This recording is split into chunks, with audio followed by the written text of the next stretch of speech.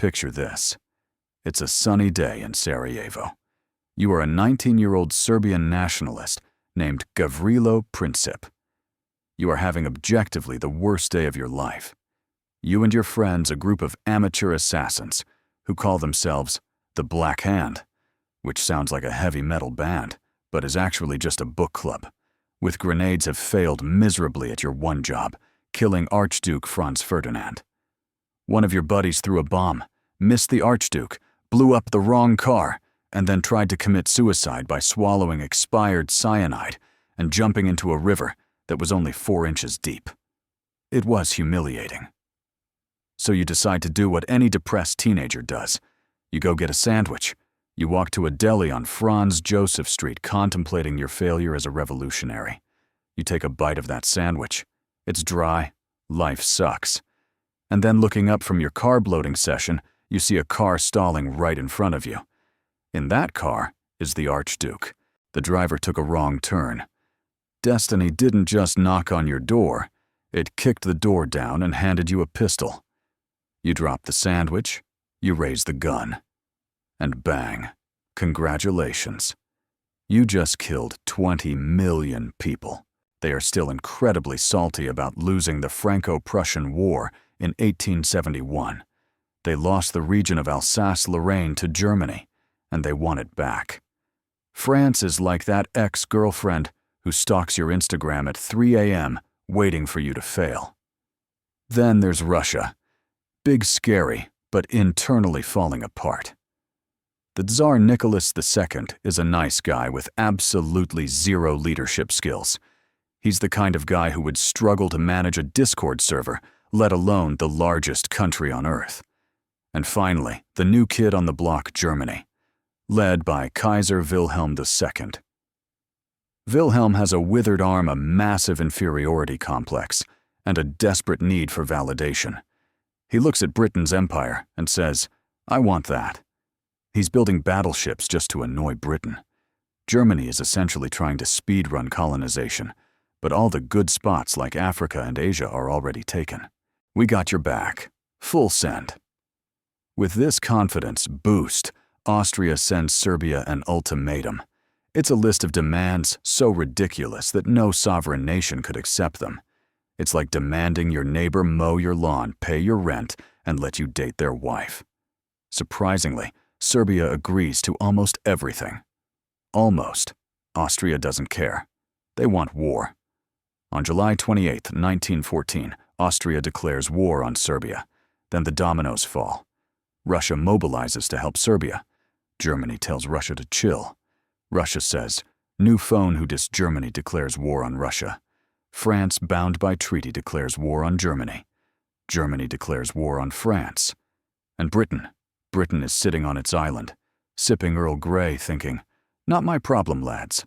World War I has officially started. The German advance is stopped. They can't move forward. They don't want to retreat. So they do the only thing they can. They dig. They dig holes in the ground. The Allies see this and think, hey, good idea. They dig holes too. Within weeks, a line of trenches stretches from the Swiss border to the North Sea. 475 miles of ditches. The war of movement is over. The war of attrition has begun. It went like this. Shell the enemy for a week with artillery, blow a whistle, thousands of men climb out of the trench and walk slowly towards the enemy machine guns. Everyone dies. Repeat next month. It was suicide. The phrase, lions led by donkeys, was used to describe the brave British soldiers led by incompetent generals who were sitting in chateaus miles away drinking wine and moving flags on a map. Just send another 10,000 men, surely the machine guns will overheat eventually. Science entered the chat. First up, poison gas. The Germans introduced chlorine gas at Ypres in 1915. It destroys your lungs. Then came phosgene. Then mustard gas, which burns your skin, blinds you, and lingers in the soil for weeks. Gas was a psychological terror. You had to carry a mask everywhere. If you heard the alarm and didn't get your mask on in 6 seconds, you were dead. It was a war crime, but everyone started doing it. Next, the tank. The British invented this. They called them land ships. At first, but to keep it secret, they labeled the crates water tanks. The name stuck. The first tanks were slow, clumsy, and broke down constantly. The Germans laughed at them. Then the tanks started crushing barbed wire and rolling over trenches. The Germans stopped laughing and started panicking, and yet the Knights of the Sky myth persisted. It was the only part of the war that felt noble. It was individual combat. But by the end, it was just mass slaughter in the air, just like on the ground. It was very cinematic. Samsonov, realizing he had lost an entire army, walked into the woods and shot himself because he couldn't face the Tsar. Meanwhile, Rennenkampf just sat there and did nothing. It was the ultimate petty move. I'd rather lose the war than help that guy. In 1917, the Russian Revolution begins. The Tsar is forced to abdicate. Germany sees an opportunity to knock Russia out completely. They find an exiled Russian radical named Vladimir Lenin living in Switzerland. Germany puts Lenin on a sealed train, so he doesn't infect Germany with his ideas, and ships him to Russia like a biological weapon. It works. Lenin starts the Bolshevik Revolution. He promises peace, land, and bread. Russia signs the Treaty of Brest-Litovsk with Germany. They give up a huge chunk of land and officially rage quit the war. Germany is ecstatic. Now they can move all their troops to the west and crush France before America shows up. When he was finally fired, the entire Italian army probably threw a party. These ships were floating cities of steel. They met in the North Sea. It was chaos. Smoke fog, exploding ships. The British battlecruisers had a fatal flaw. They didn't have enough armor on their ammo storage to make them faster. One by one, British ships started exploding. Admiral Beatty, watching his ships blow up calmly, remarked to his captain, "There seems to be something wrong with our bloody ships today." Peak British understatement. In the end, the Germans sank more ships, but they retreated to port and never came out again. Then came the Zimmermann telegram. This is the dumbest diplomatic move in history. The German Foreign Minister Arthur Zimmermann sent a coded telegram to Mexico. It said, "Hey Mexico, if the US joins the war, you should invade them. If you do, we'll help you get Texas, Arizona, and New Mexico back." Let's pause. Germany wanted Mexico, who was in the middle of a civil war, to attack the United States. British spies intercepted the message. They decoded it. They laughed. And then they handed it to Woodrow Wilson. The US public went berserk. They want to give Texas back to Mexico.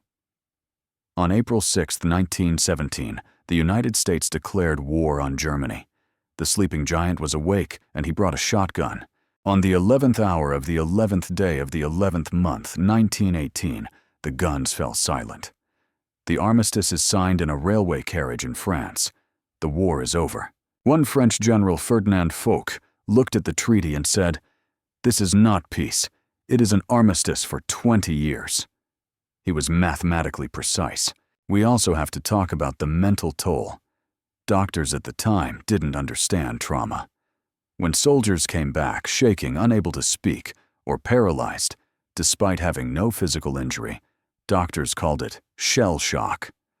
Some officers thought these men were cowards. Snap out of it. They tried to treat it with electric shocks. They threatened to execute them. Today, we know it as PTSD. There were millions of men who survived the war, but never really came home.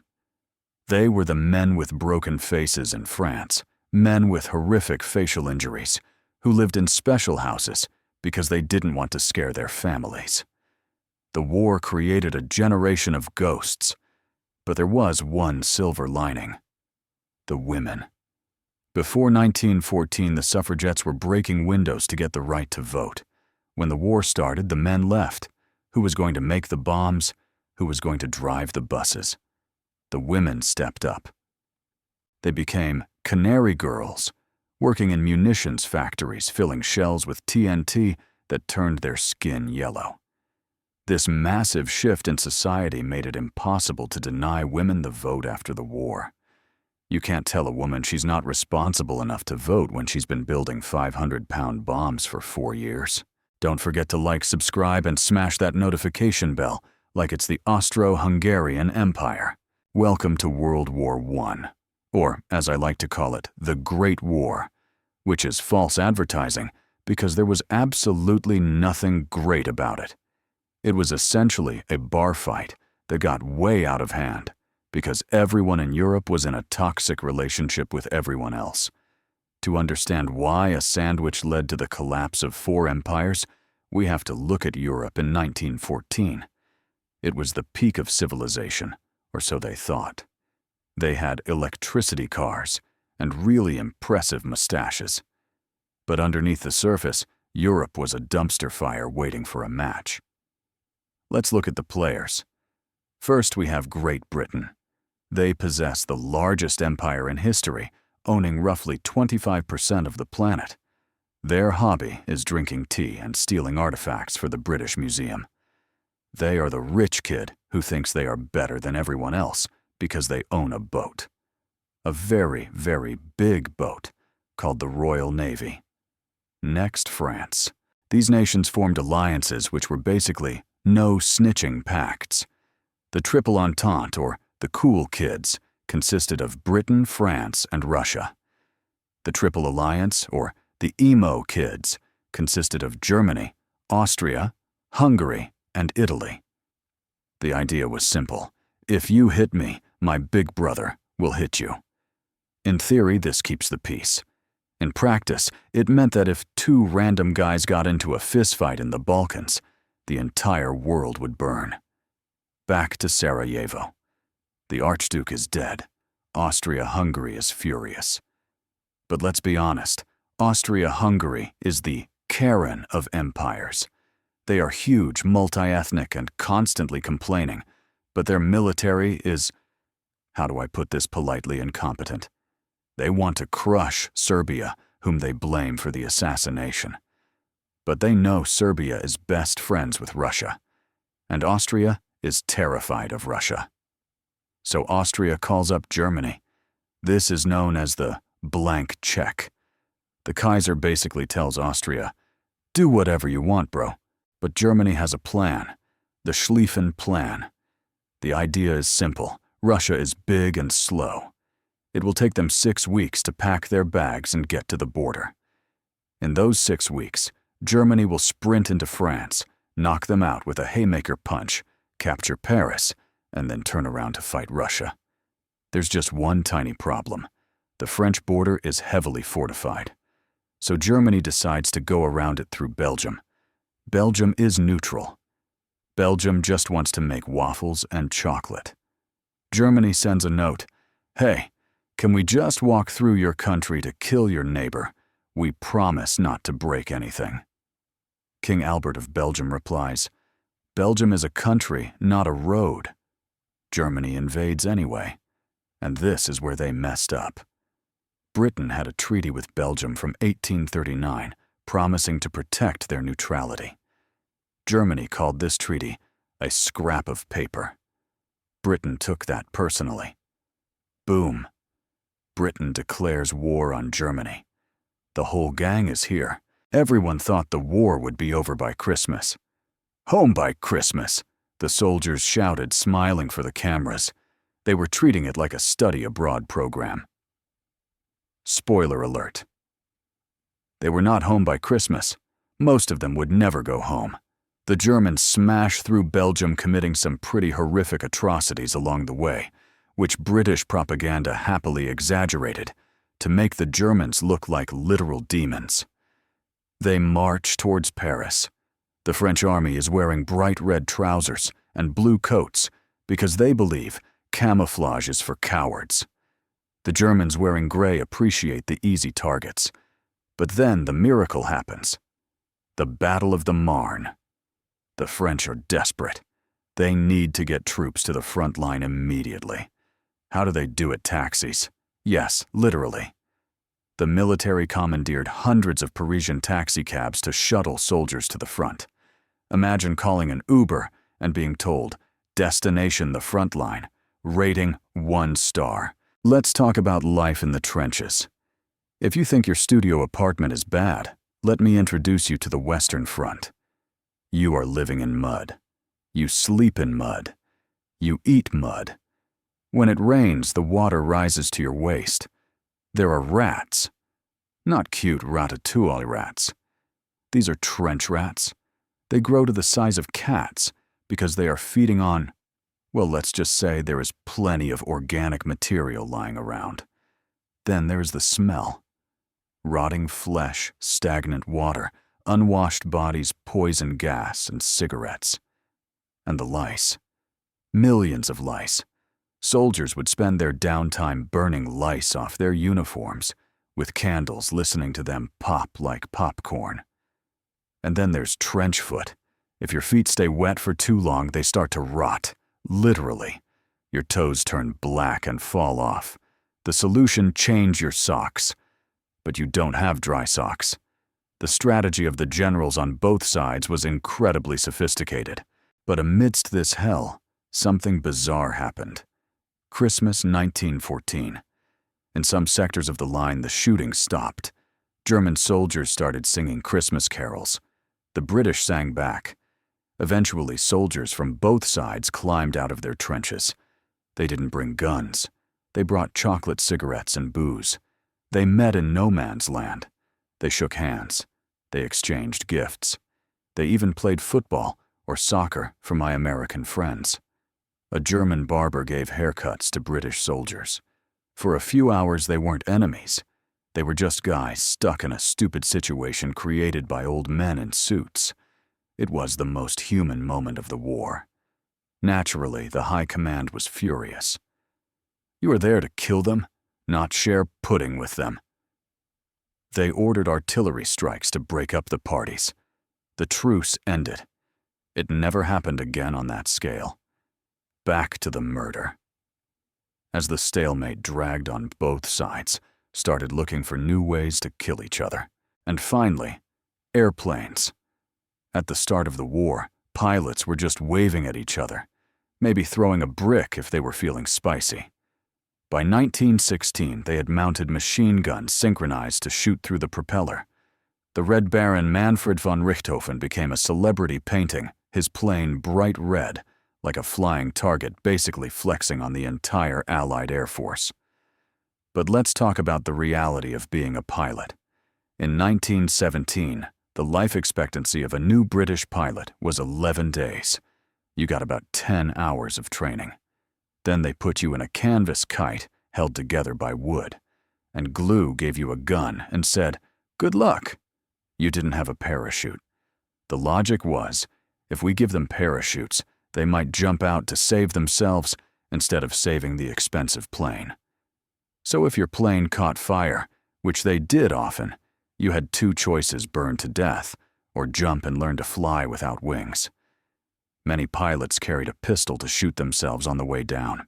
While the Western Front was a muddy stalemate, the war was going global. Let's look at the Ottoman Empire. They joined Germany because they hated Russia. The British First Lord of the Admiralty, a young man named Winston Churchill, had a brilliant idea. Let's sail through the Dardanelles, capture Constantinople, and knock the Ottomans out of the war before lunch. It was called Gallipoli. It was a disaster. The maps were wrong. The beaches were surrounded by cliffs with Turkish machine guns on top. Australian and New Zealand troops, the Anzacs, fought heroically, but they were sitting ducks. After months of useless slaughter, the Allies retreated. Churchill got fired and went to serve in the trenches to repent. Don't worry, he'll be back for the sequel. Meanwhile, in the desert, a British archaeologist named T.E. Lawrence, known as Lawrence of Arabia, was convincing the Arab tribes to revolt against the Ottomans. He was riding camels, blowing up trains, and wearing flowing robes. Let's check on Russia. The Eastern Front was different. It was huge. No trenches, just massive movements of troops. But Russia had a problem. They had millions of men, but not enough rifles. Soldiers were literally told, Wait for the guy in front of you to die, then pick up his gun. We need to talk about the sheer absurdity of the Battle of Tannenberg on the Eastern Front. Imagine the two Russian generals, Samsonov and Rennenkampf. They hated each other. Like, actually hated each other. Years before the war, they got into a fistfight at a train station. So when they invaded East Prussia, they refused to communicate. The Germans, led by Hindenburg and Ludendorff, realized this. They intercepted uncoded radio messages from the Russians. Yes, uncoded. The Russians were basically broadcasting their location on public Twitter. "Hey guys, moving left flank to grid 55, don't tell the Germans LOL." The Germans surrounded Samsonov's army. It was a massacre. The Russian Tsar Nicholas II decided the best way to fix the losing war was to go to the front and command the army himself. This was a terrible idea because he knew nothing about war, and he left his wife Alexandra in charge of the government. Alexandra was under the influence of a homeless, magical bearded wizard named Rasputin. Rasputin is the main character of 1916. He was a mystic who claimed to heal the Tsar's son of hemophilia. He was also a drunk, a womanizer, and practically unkillable. The Russian nobles hated him. They invited him to dinner. They poisoned his wine with enough cyanide to kill 5 men. Rasputin drank it and asked for more cake. They shot him. He got up and ran away. They shot him again. They beat him. They finally tied him up and threw him in a frozen river. The autopsy showed he actually died of drowning. The man was a tank, but the damage was done. The Russian people were starving. They were dying in the millions. They were done with the Tsar. Speaking of bad ideas, we have to talk about the Italian front. Italy joined the Allies in 1915 because they wanted land. Usually mountains are things you avoid in war. Italy and Austria decided to fight on them. This is the Isonzo front. Imagine fighting a war on a 45-degree angle. You aren't just dodging bullets, you are dodging avalanches. Both sides deliberately fired artillery at the snow to trigger avalanches to bury the enemy. More soldiers died from the cold and falling off cliffs than from enemy fire in some battles. The Italian general Luigi Cadorna was a special kind of terrible. He launched 11 battles at the Isonzo River. First Battle of Isonzo fail. Second Battle of Isonzo fail. 11th Battle of Isonzo. Still failing. He kept trying the same thing, expecting a different result. He was the definition of insanity. He executed his own men for cowardice so often that morale was essentially non-existent. Up until 1917, the United States was sitting on the sidelines, making an absolute fortune selling weapons and food to the Allies. President Woodrow Wilson campaigned on the slogan, "He kept us out of war." Germany, however, was getting desperate. Britain had blockaded Germany's ports, and Germans were starving, eating war bread made of sawdust and turnips. So Germany unleashed their U-boats. They started sinking every ship headed for Britain. In 1915, they sank the Lusitania, a passenger liner carrying 128 Americans. The U.S. was mad. Germany said, "Sorry, we'll stop." But by 1917, Germany realized they couldn't win without starving Britain, so they resumed unrestricted submarine warfare. They knew this would bring the U.S. into the war, but they gambled they could win before the Americans arrived. This leads us to the Battle of Jutland, the only time the massive British and German fleets actually fought. It was the heavyweights entering the ring, dreadnoughts. It's 1918, the race against time. Germany has one last chance, the spring offensive. They throw everything they have at the Allies. They use stormtroopers, special elite soldiers, not the Star Wars ones who can't aim. They smash through the lines. They get within 40 miles of Paris. The French are packing their bags. But the Germans run out of steam. They run out of supplies. And when they capture Allied trenches, they find white bread, corned beef, and wine. They realize their government has been lying to them about the Allies starving. The German morale collapses. And then the counterattack, the 100 Days Offensive. The Allies, now boosted by millions of fresh American doughboys and thousands of tanks, push back. The German army breaks. Back in Germany, the people are revolting. The sailors refuse to fight. The Kaiser realizes the game is up. He abdicates the throne and runs away to the Netherlands to chop wood for the rest of his life. Now comes the cleanup. The Treaty of Versailles, 1919. The victors meet in Paris to decide Germany's fate. Woodrow Wilson wants a peace without victory. He wants everyone to hold hands and form a League of Nations. He's the idealist. Georges Clemenceau of France wants to destroy Germany so badly they can never invade France again. He wants to break their knees. David Lloyd George of Britain is somewhere in the middle. The result? A disaster. Germany is forced to sign the War Guilt Clause, admitting the whole war was 100% their fault. They have to pay massive reparations, $33 billion. Their military is reduced to a glorified police force. No air force, no submarines. They lose all their colonies. The German representatives weren't even allowed in the room during the negotiations. They were just brought in to sign on the dotted line. They called it a diktat, a dictated peace. Germany was humiliated, bankrupt, and angry. And just when you thought it couldn't get worse, we have the Spanish flu of 1918. The war is ending. People are exhausted. And then a virus appears. It likely started in a military camp in Kansas, but Spain was neutral and didn't censor their newspapers, so they were the only ones reporting on it. Hence, Spanish flu. This virus was terrifying. You could wake up feeling fine, have a cough by lunch, and be dead by dinner, your skin turning blue from lack of oxygen.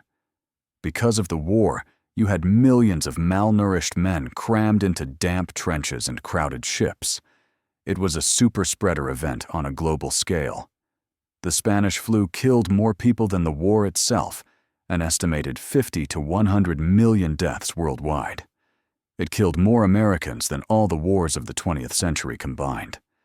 But because everyone was so sick of death, after 4 years of war, it was largely forgotten by history until recently.